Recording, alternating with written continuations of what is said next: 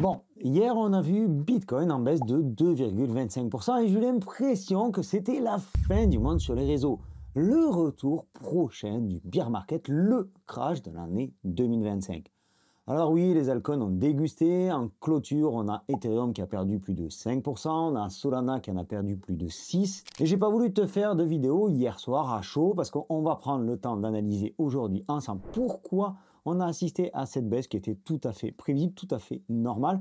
Et on va surtout voir si on peut déjà, dès maintenant, se repositionner. Hier, je te disais en vocal sur le Telegram Objectif Lune qu'on allait attendre de trouver des zones de support sur les cryptos pour éventuellement se replacer. Je t'en ai parlé dans la vidéo de la semaine dernière. Je te disais de faire attention parce qu'après le 18 décembre 2024, lors de ce qui était jusqu'alors la dernière baisse des taux par la Fed, on avait assisté à une prise de bénéfice sur les marchés cryptos. Bitcoin avait alors chuté de plus de 30% sur environ 3 mois. Bon, même si ça présente aujourd'hui encore des similitudes, je ne pense pas qu'on ait une baisse aussi longue. La première réponse à mon optimisme se situe ici, dans ce qu'on appelle le Bitcoin Quarterly Return, c'est-à-dire la variation du Bitcoin sur chaque trimestre. Comme tu le vois, Bitcoin a été haussier 8 fois sur 12, avec parfois des performances exceptionnelles, 47% en 2024, mais 168% en 2020, 215% en 2017, 479% en 2013. Là, c'était vraiment trop tôt pour que ce soit encore aujourd'hui significatif.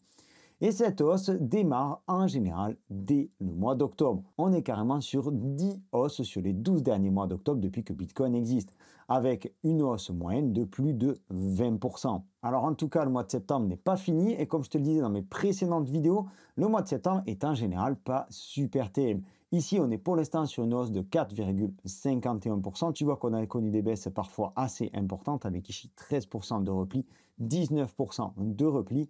Quoi qu'il en soit, ce mois de septembre n'est pas encore fini et on pourrait aller un petit peu plus bas. On va voir tout ça sur le graphique du Bitcoin. Je reprends donc mon ancien graphique que tu as vu dans une précédente vidéo avec le 18 décembre 2024, la fameuse dernière baisse des taux d'intérêt de la Fed, ou plutôt aujourd'hui l'avant-dernière baisse des taux, qui nous avait conduit ici sur le support à 76 000 $. Ici, on vient tout juste d'avoir une nouvelle baisse des taux. Pour le moment, on est encore sur ce support des 110-112 000 $. Donc qui correspond aux anciens plus hauts du mois de mai 2025 et au plus bas du mois de juillet 2025. Donc on pourrait tout à fait rebondir dès cette zone-là, dès maintenant pour repartir à la hausse. Si jamais on continuait à descendre, on aurait ici donc ce support à court terme sur les 107 000 $, puis ensuite le support sur les 100 000 $, support psychologique important, et enfin pour finir, ce support-là qui se situe aux alentours des 92 000 $, qu'il ne faudra pas occulter, mais pour le moment, je ne pense pas qu'on puisse y venir très rapidement. Cependant, si on part de l'idée de la théorie de la manipulation de marché, on peut tout à fait penser qu'on ira sous ces fameux 100 000 $. Ce support, comme je te disais, support psychologique, uniquement pour faire sortir les plus peureux, les mains les plus faibles, avant de repartir à la hausse. Alors maintenant qu'on a quelques datas, on peut s'interroger sur le pourquoi de cette baisse et sur la façon dont elle a été accueillie par les investisseurs. Et puis on en déduira dans un second temps les scénarios possibles pour la suite et notamment cette fin de semaine qui s'annonce, on va dire, particulièrement passionnante. Alors on l'a dit, cette baisse, c'est la suite, c'est la conséquence d'un probable dégonflement de la spéculation autour de la baisse des taux. Spéculation qui a été particulièrement suivie sur les altcoins. Donc les altcoins ont pour beaucoup explosé à la hausse. Et bien maintenant, on prend une petite fessée, on fait dégonfler tout ça. Alors j'ai parfois l'impression de me répéter, mais comme je te le disais, il fallait se méfier de cette fameuse altcoin season. Ici, on a l'Altcoin Season Index qui, tu le vois, en novembre 2024, nous a fait un pic avant de rechuter. Et ici, ça a été exactement la même chose. On a eu un pic à 100%, on est redescendu, on est aujourd'hui aux alentours des 63-70%. En fait, l'Altcoin Season Index est calculé selon la progression de certains altcoins, des altcoins les plus importants par rapport à la progression de Bitcoin. En fait, il faut qu'il y ait les 50 plus gros altcoins qui aient une performance plus importante que Bitcoin sur les 90 derniers jours. Donc clairement, en fait, ça c'est aussi un indicateur de la spéculation qui se passe aujourd'hui sur les altcoins.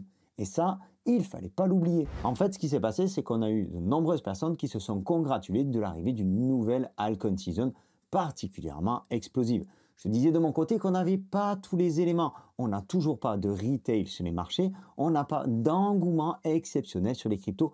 Ça, pour moi, c'est hyper important. Tant qu'on n'aura pas cet engouement, tant qu'on n'aura pas le retour des retails, eh bien, on ne pourra pas avoir de véritable altcoin season. Et peut-être même que sur ce bull run, on n'aura pas d'altcoin season comme on l'a connu par le passé. Je t'en ai déjà parlé aussi sur cette chaîne. D'ailleurs, si tu ne veux pas rater nos contenus, je t'invite à liker et à t'abonner en cliquant par ici. Je pense que certains se sont vraiment précipités. Et aujourd'hui, on prend la mesure de toute cette spéculation que l'on a connue ces dernières semaines. Alors oui, ça fait mal, oui, ça pique, et au final, on se rend bien compte que Bitcoin reste le roi. C'est lui qui drive le marché, et à chaque fois qu'il baisse, qu'il va venir abaisser, eh bien les altcoins poursuivent son mouvement avec davantage d'intensité. C'est aussi simple que ça. Surtout que, comme je te le disais, on avait énormément de spéculation autour des altcoins. Donc, qui dit grosse hausse pour la plupart, dit derrière grosse prise de bénéfices. Et pour le moment, tout ça ne m'inquiète absolument pas. Parce qu'en fait, tout ceci a été provoqué, amplifié par énormément de liquidations. Si je ne dis pas de bêtises, on a même eu le record de liquidation sur une seule heure. Les liquidations qui sont provoquées par des traders qui prennent des positions à levier pour augmenter la spéculation. Ils font ça sur des contrats et si jamais ils sont liquidés en masse, eh bien cela engendre une cascade de liquidation. Et c'est ce qui a provoqué l'amplitude du mouvement. C'est ce qui a fait que la baisse a été particulièrement violente sur un temps très court. Ça, c'est un phénomène qui est nouveau, qui est de moins en moins nouveau. On commence à s'y habituer, mais c'est un phénomène qui est nouveau sur les marchés crypto, parce que c'est encore un marché faiblement capitalisé et qu'on a pourtant déjà des produits à effet de levier de plus en plus nombreux, notamment depuis l'arrivée des institutionnels. Donc, quand ça part dans un sens qui n'était pas vraiment prévu, eh bien parfois on a un mouvement qui est vraiment amplifié et qui peut surprendre les plus novices d'entre nous. Alors, je reste volontairement simple pour cette partie-là. Pour les puristes, je vous demande pardon, je vous présente mes excuses, je ne voulais pas rentrer ici dans les détails pour ne pas surcharger cette vidéo.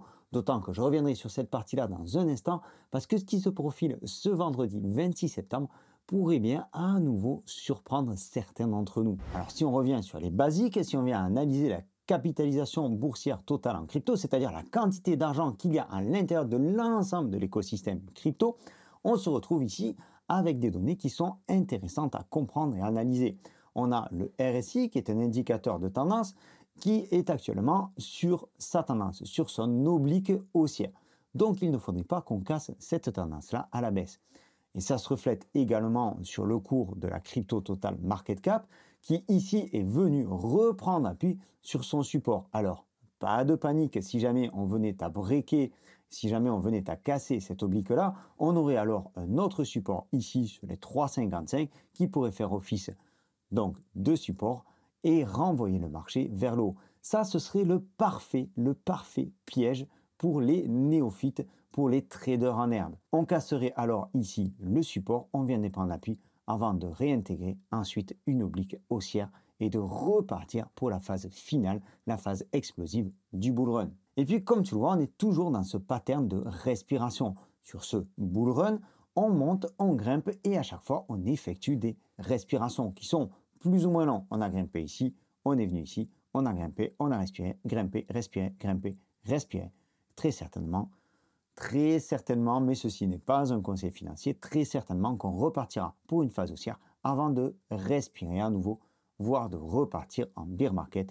Mais ça, c'est pour un autre timing. Alors, comme je te le disais, si on revient ici et qu'on zoome un petit peu, peut-être qu'on aura besoin d'aller reprendre notre souffle ici, sur ce support-là, et repartir ensuite à la hausse. Alors tout ça, ce sont des datas intéressantes qui nous disent que moyen, long terme, il n'y a absolument aucune inquiétude à avoir. Mais qu'est-ce qu'on va faire pour le court terme? Alors habituellement, je t'aurais dit d'attendre avant de revenir sur le marché, attendre que la situation s'éclaircisse. Seulement voilà, ce qui vient de se passer, c'est qu'on vient de nettoyer le marché. On vient de faire place nette pour la suite du mouvement, pour ce qui pourrait être donc la phase ultime de ce bull run. Comme je te le disais, la fin de l'année a toujours été explosive sur l'ensemble des marchés crypto, sur l'ensemble des marchés financiers.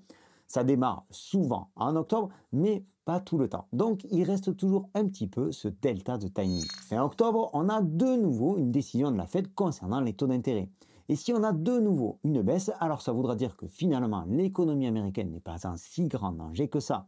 Parce que pour rappel, une baisse des taux égale la possible augmentation de l'inflation. Et donc pour déterminer si oui ou non on aura une éventuelle baisse des taux, Powell, de son côté, s'appuie uniquement sur des chiffres. Et cette semaine, on a des chiffres concernant la santé immobilière aux États-Unis mercredi, on a le chômage jeudi, on a surtout le taux de croissance du PIB, qui est l'un des principaux indicateurs de la santé économique d'un pays, puis on a encore l'inflation vendredi et le Michigan Consumer Sentiment, qui représente l'état d'esprit des consommateurs, une data particulièrement suivie par tous les investisseurs. Toutes ces datas-là, Guillaume t'en a déjà parlé dans la vidéo d'analyse graphique qu'il a faite hier. Pour ne pas la rater, je t'invite une nouvelle fois à t'abonner sur la chaîne et à cliquer sur la petite cloche pour activer une notification. Alors on sait que les chiffres du chômage sont plus ou moins pipés. On sait que Trump pousse pour que tout aille bien et que Powell continue la baisse des taux qu'il vient d'amorcer. Aujourd'hui, on peut dire que le marché observe après la première baisse des taux qui a eu lieu la semaine dernière. On dégonfle, on respire, on prend l'air. Mais je ne suis absolument pas du tout inquiet pour la suite. Par contre, ça ne m'empêche pas d'agir avec prudence. Les investisseurs, les traders devraient anticiper dès cette semaine. Ils devraient se baser sur les publications, sur les chiffres de cette semaine, sur l'ensemble des chiffres. Parce qu'on a une quantité de données importante cette semaine. Alors il ne va pas falloir les analyser une par une, mais plutôt prendre la globalité. Et donc ce qui veut dire que d'ici la fin de la semaine, on pourrait avoir encore de la volatilité et donc la possibilité de nombreux pièges. Je ne serais pas étonné que d'ici la fin de la semaine, on ait des mouvements quelque peu violents et de l'ordre de 2, 3, voire même 4 ou 5% sur le Bitcoin. Et alors je t'ai parlé des leviers, des liquidations et de tout ce bazar. Ce vendredi 26 septembre, il y a 4,3 milliards de dollars de contrats Bitcoin et Ethereum qui arrivent à expiration. 3,5 milliards de dollars d'options Bitcoin et 806 millions de dollars d'options Ethereum. C'est tout juste la plus grosse expiration de l'histoire du marché crypto. Et quand je te dis depuis des semaines qu'on est sur de la spéculation et qu'il faut absolument nettoyer tout ça, on y arrive enfin une fois propre, une fois toutes ces positions-là clôturées, alors on pourra repartir du bon pied. Le ratio s'établit à 1,23, ce qui indique davantage de paris baissiers que haussiers. Le prix moyen, qu'on appelle aussi Max Pain, pour simplifier tout ça, s'établit à 114 000 $ sur Bitcoin. On parle ici d'investissement, de paris issus de la finance traditionnelle. On sait de toute façon que la finance traditionnelle oriente de plus en plus le marché crypto. Alors ce qu'il faut retenir, au-delà du fait que ça crée de la volatilité, puisque plus on approche de la date butoir d'expiration, plus les traders essayent de manager leur position pour tirer le maximum de profit ou alors pour diminuer la casse. Donc ce qu'il faut retenir, c'est que ce Max Pain à 114 000 $ attire le cours comme un aimant. Alors attention, je ne veux pas dire qu'il ira forcément à 114 000 $. Non, mais disons qu'il y a de fortes probabilités qu'on s'en rapproche et je vais t'expliquer pourquoi. C'est relativement simple. Le Max Pain, la peine maximale, est l'endroit où les traders perdent le maximum d'argent. Le prix exact depuis lequel les investisseurs qui parient à la hausse et ceux qui parient à la baisse sont le plus éloignés.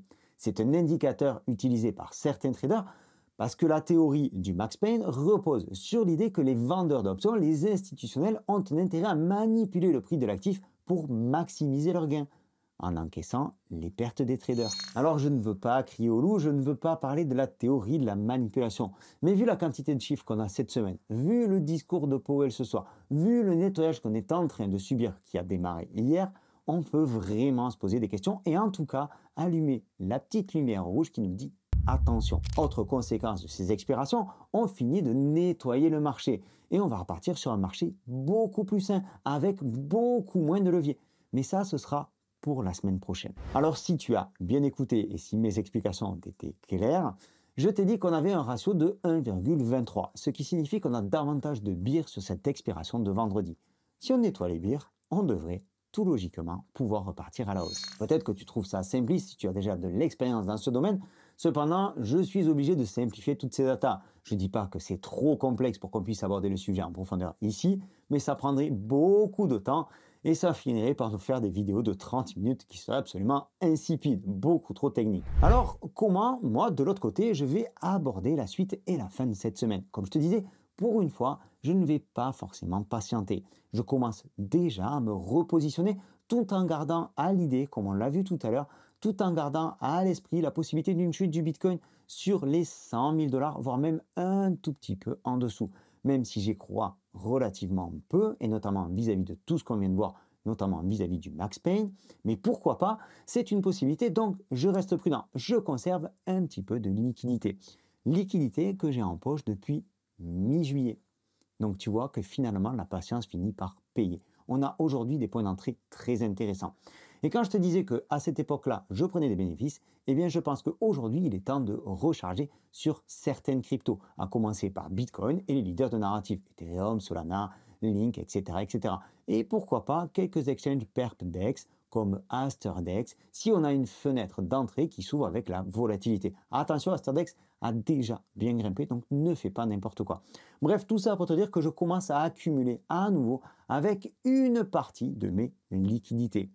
Et ensuite, je vais faire tourner quelque peu mon argent, notamment sur la DeFi. C'est quelque chose dont je te parle assez peu souvent ici, mais j'ai vu que Asher avait sorti une vidéo là-dessus, Julien Roman aussi, alors pourquoi pas moi aussi te partager l'info. Tu peux poser ton argent, tu peux poser tes liquidités sur des pools de liquidités comme sur Lido, Ethereum ou par exemple Momentum. Momentum, c'est un protocole de liquidité sur la blockchain SUI et tu vas pouvoir tirer des rentas très intéressantes là-dessus. Tu n'es certainement pas sans savoir que la blockchain SUI bénéficie d'une certaine hype et donc forcément il y a derrière des volumes intéressants. Pour que les gens puissent acheter et vendre, eh bien il faut que les pools de liquidité soient suffisamment remplis. Donc tu vois ici que tu as des rentabilités à 100%, 124%, ici à 13%, ici à 10,5%. Bref, je ne rentrerai pas dans les détails, c'est quelque chose qui est relativement technique. Je te laisserai tous les liens en description de la vidéo. Il te faudra également faire attention à tout ça parce qu'il y a aussi des risques comme l'impermanent loss par exemple. Bien entendu, sur Momentum, il y a d'autres fonctionnalités comme ici la possibilité de swap. Ici, tu peux bien entendu staker un TSUI. Tu as la possibilité de mettre tout ça en Volt.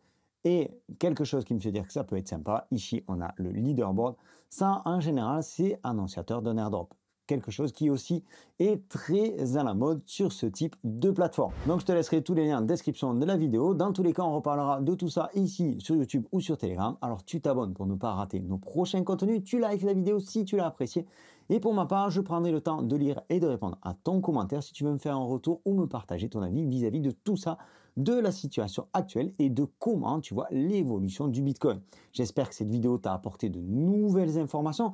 Je t'invite une dernière fois à tout de même rester prudent. Ce n'est pas un conseil financier. Si comme moi, tu décides de recharger pour jouer la hausse du 4e trimestre qui pourrait démarrer dès ce mois d'octobre après la purge actuelle, je t'invite à conserver tout de même quelques liquidités parce qu'on pourrait aller un petit peu plus bas avant de repartir comme je te l'ai expliqué, mais aussi parce qu'on aura à coup sûr de nouvelles opportunités très intéressantes. C'était Sylvain, je te souhaite une excellente continuation, je te donne rendez-vous dans une prochaine vidéo. D'ici là, prends soin de toi et de tes cryptos. Ciao!